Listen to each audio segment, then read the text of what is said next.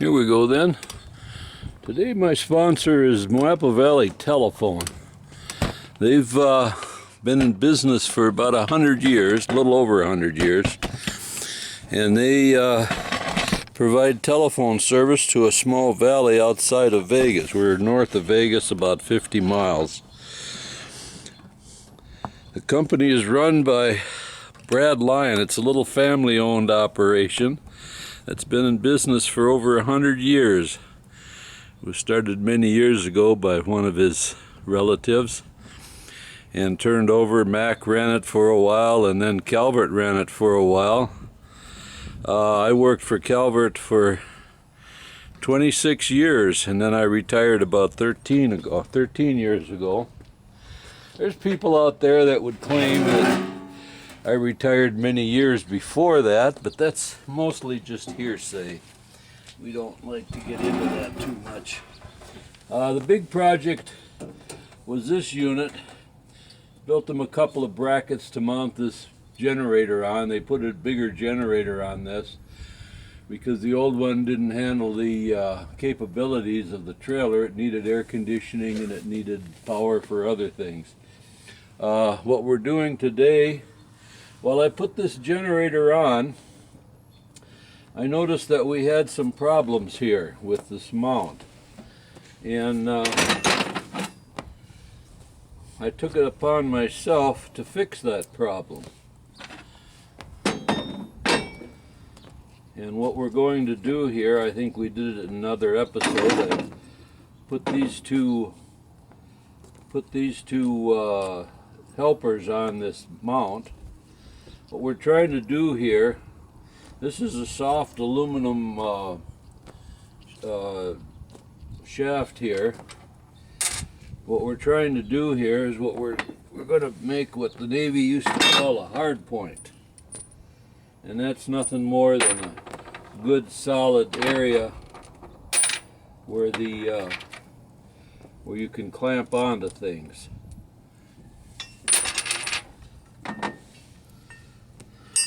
The rest of the area is a little soft, so you want to have a built-up area where you can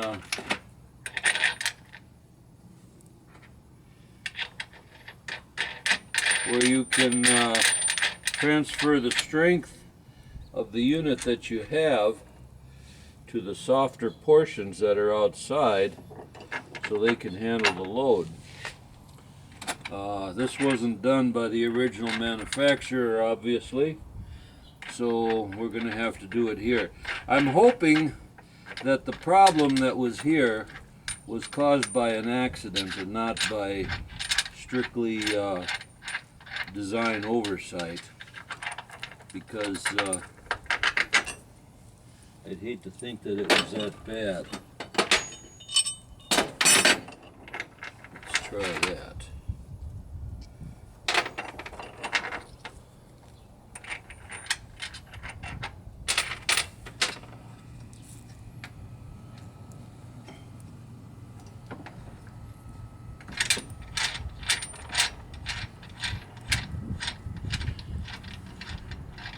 I've strengthened this mounting plate with these two brackets, and then I'm going to be I made a plate for in the back to support the back, because as you can see, when this is tight up against here, I can stick my finger in here as far as the thing is bent. So what we're going to try to do is put this plate in here, see if we can't use that to strengthen this to the point where it's usable.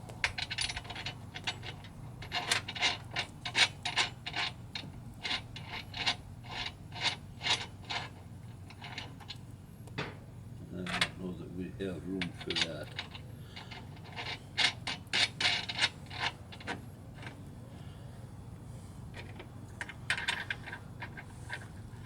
When this is done, I'm going to be cautioning the people that what has to happen is they'll have to check it from time to time, because the unfortunate thing is aluminum is a kind of a soft material, and am I going to be able to pull this off or not?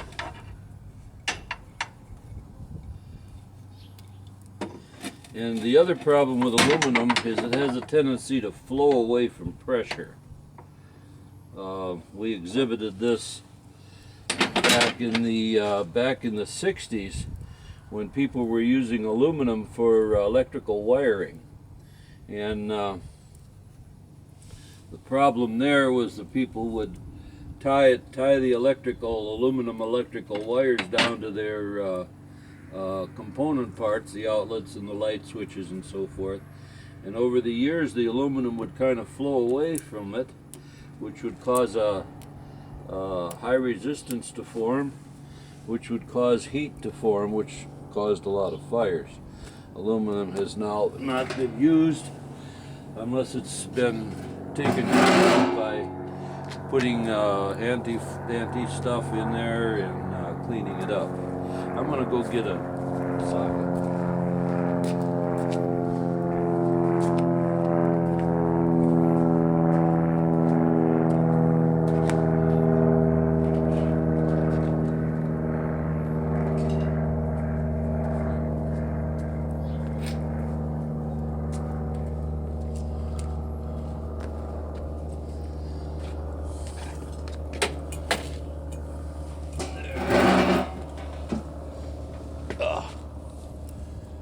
I'm getting too old for this, but I got nothing better to do, so looks like I need another socket.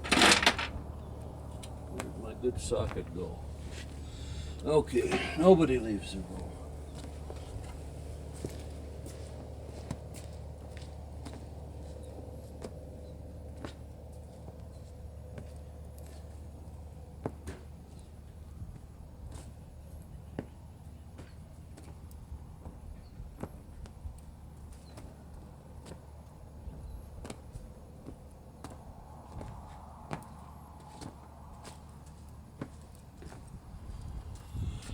Okay.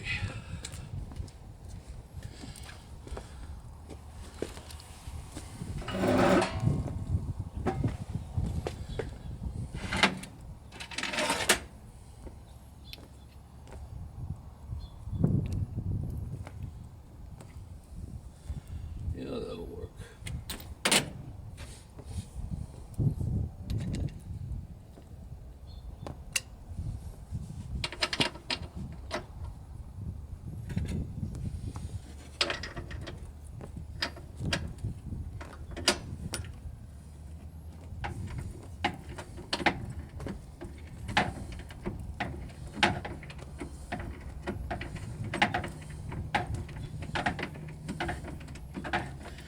Crank this sucker down, see if we can get that to pull back a little bit, which would be nice.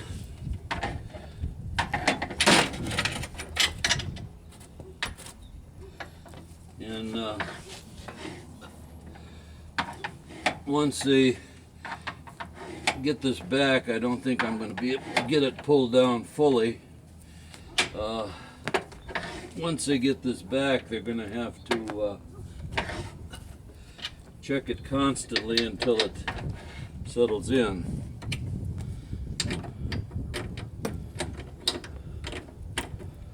As this was causing too much of a problem. It was actually getting to the point where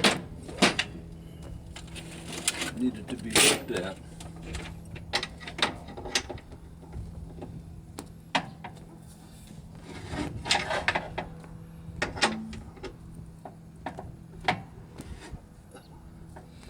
I think I'm gonna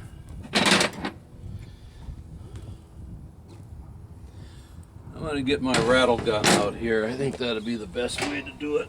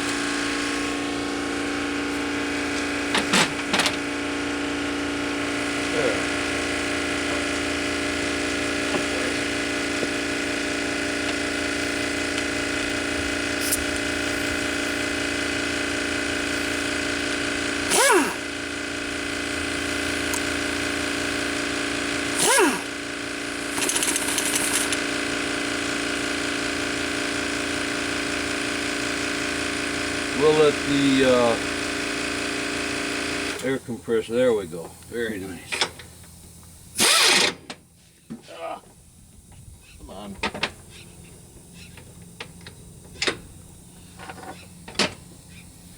Get on there, you know you want to.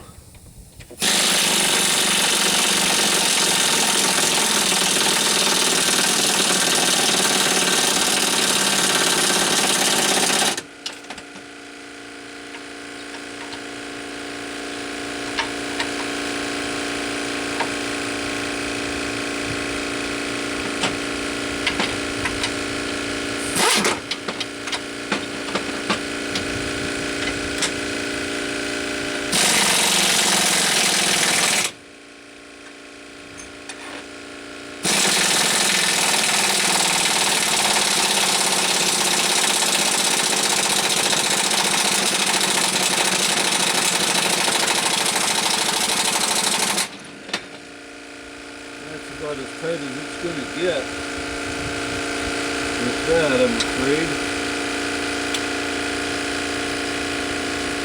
So now we're going to have to go to the big levers.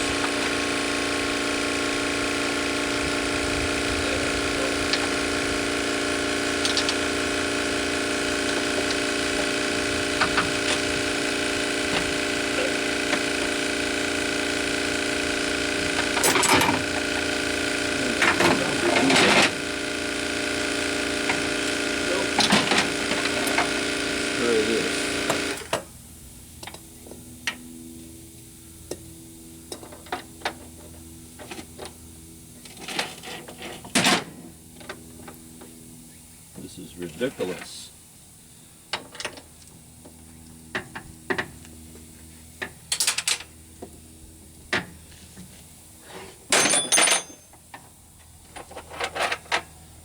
That was just that thing falling down. Don't panic, folks. Boy, this is bad.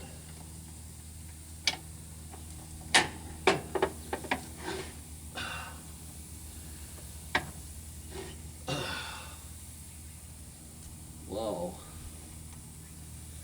I've still got a 1/4 inch gap in there. I've pulled it up to where we've got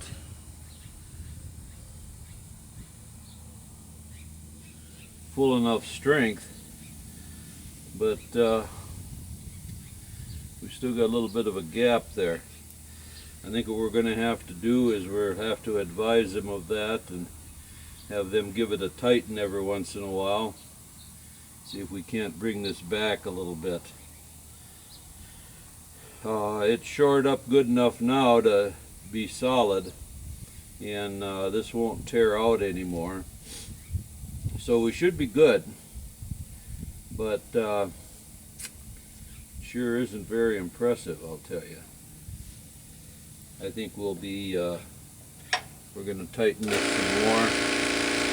Let's use the magic ball here. Oh yeah.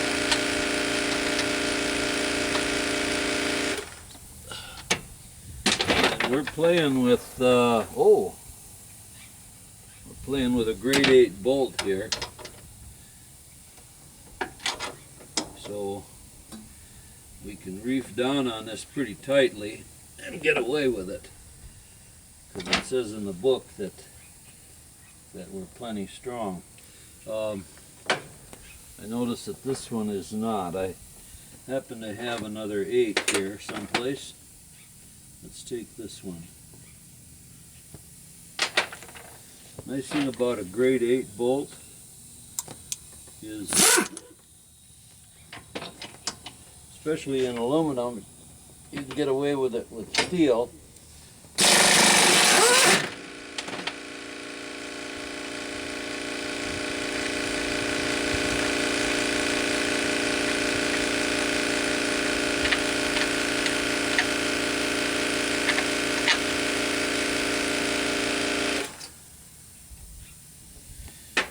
Grade 8 bolt is tough enough you can pretty much drive it in and expect the threads not to mess up. Normally if you were to take a bolt and pound it into a hole that doesn't line up properly, you're going to mess up the threads. But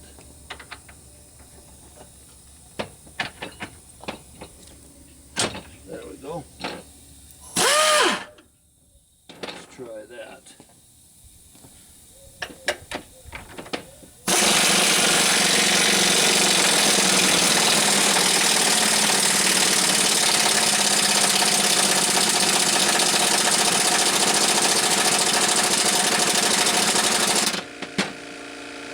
About as good as we're going to see him do with the rattle gun.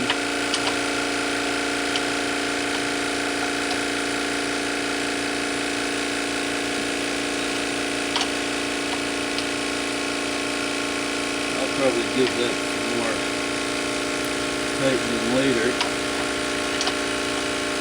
It's a long-term thing. It doesn't.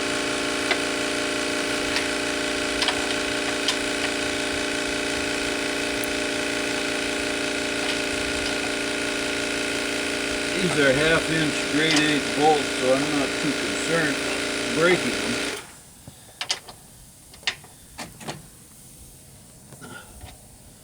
I'd have to look up what the yield and failure pressure is on them, but I think it's quite a bit more than what we're applying here.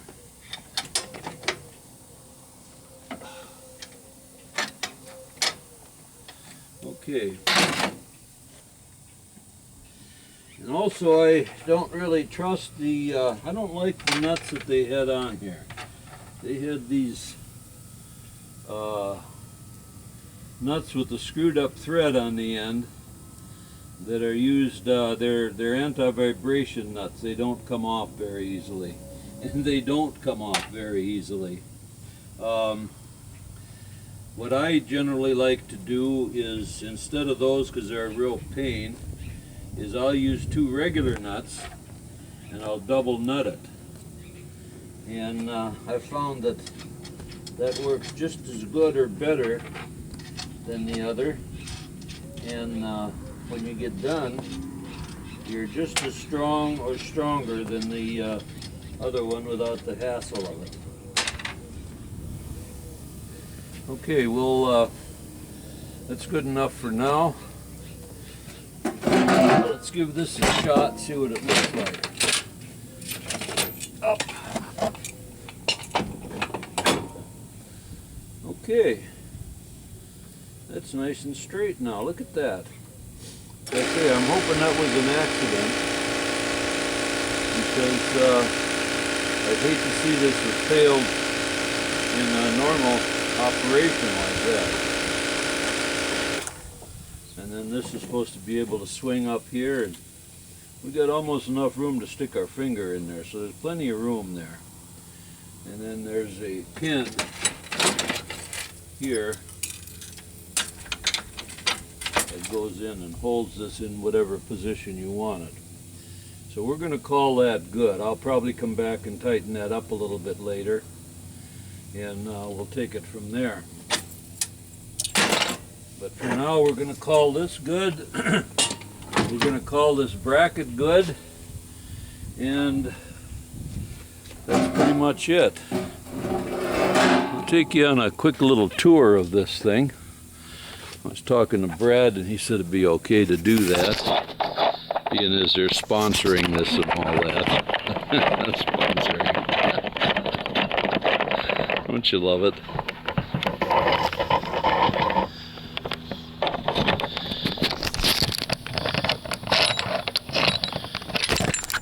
Okay.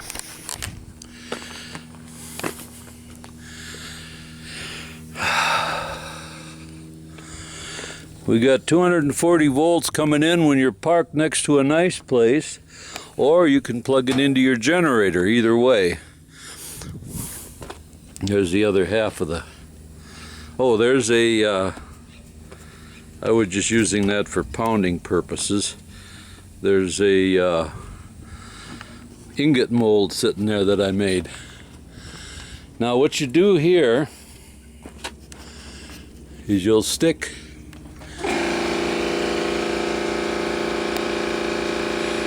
you'll stick the cables in through that little furry hole there, and then that'll come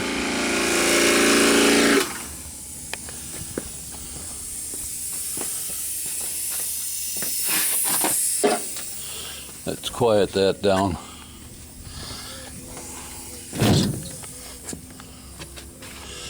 That'll come back into here. This is kind of a mess right now because they just got done and they didn't have time to clean it up. But it comes in through that little hole past the window there, onto the workbench, over onto this workbench. We got a couple stools on the floor, and everything is groovy. Back in the day when I did this, we had to go out